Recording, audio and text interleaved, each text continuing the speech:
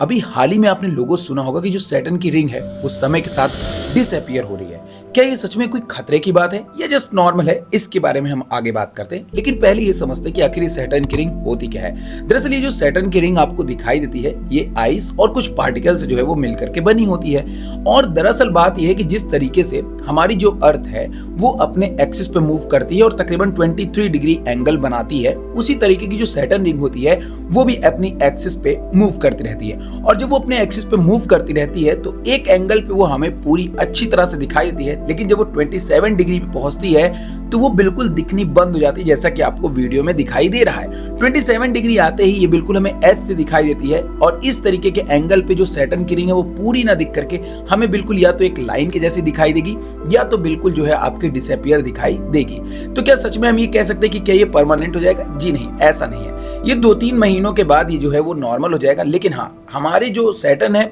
उसका इस एज पे आना, इस 27 डिग्री एंगल पे आना, ये तकरीबन आपको 14-15 सालों के अंदर आपको देखने को मिलता है। लेकिन जनरली 14-15 सालों के बाद जब आपका 2-3 महीने का समय बीतता है तो ये रिंग आपको फिर से अच्छी तरह से अपीयर होनी शुरू हो जाती है। तो ये एक तरह का टेम्परेरी डिसअपियरेंस होता है जो आपको जनरली देखने को मिलता है। कोई बहुत चिंता की विषय की बात नहीं है कि किसी के कारणवश ही हो रहा है, बस इसमें ये बात है कि भाई सारा खेल एंगल का है। अगर आप इसको 27 डिग्री एंगल पे अगर आपका रिंग घूम जाता है तो आपको ये एज जैसे दिखाई देगी, और जब ये नॉर्मल होता है तो आपको नॉर्मली ये दिखाई देगी।